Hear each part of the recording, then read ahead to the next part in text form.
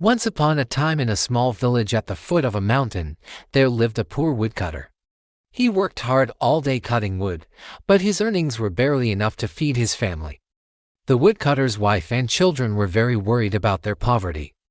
One day the woodcutter was cutting wood when he heard a strange sound. It was a beautiful, enchanting sound that he couldn't identify. Curious, he followed the sound and found a little girl sitting on a nearby rock. She was humming to herself and seemed completely absorbed in what she was doing. The woodcutter approached her and asked, "Excuse me, but what are you doing?" The girl turned around and replied, "I'm waiting for my father." "Who are you?" The woodcutter introduced himself and the girl told him that her father was the king of the mountain. She had come to the mountain every day for a month to collect some of its magical water. The water was said to have healing powers and could cure any illness. "I know this water," the woodcutter exclaimed. "It's just beyond that waterfall. But it's in a very dangerous place, and I don't think you can go there alone." The little girl's face fell when she heard this, but then she quickly perked up and asked if the woodcutter would accompany her. He agreed, and together they set off to find the magical water. As they walked, the girl told the woodcutter that she was very worried about her father. For a week he had been very sick, and the only thing that could save him was the magical water from the mountain. When they finally reached the waterfall, the woodcutter gasped in amazement. Behind it was a small cave filled with sparkling water. But guarding the entrance was a huge, fierce-looking tiger. "I'm sorry, little girl, but I can't go any further," the woodcutter said nervously. "This tiger looks very dangerous and I'm afraid he might eat us." The girl was disappointed, but she understood.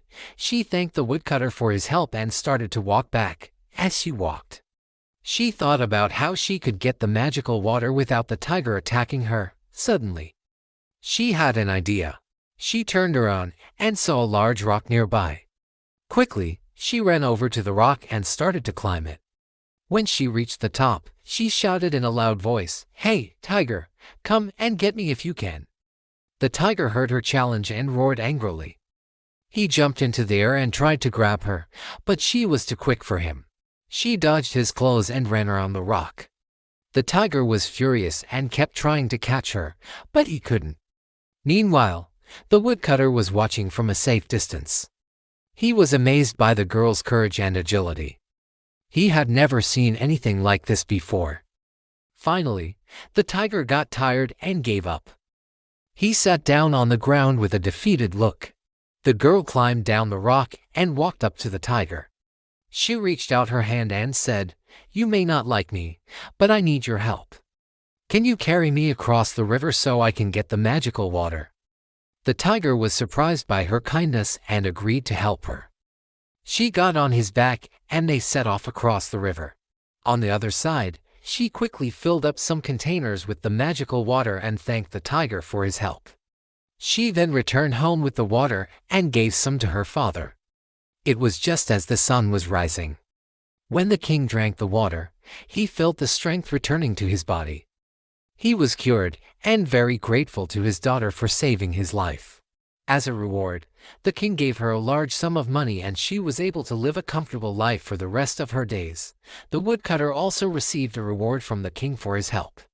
But what he really valued was the respect and admiration he now had for the brave little girl. From that day on, whenever he heard a strange sound in the forest, he knew it was the sound of a girl who wasn't afraid to be different.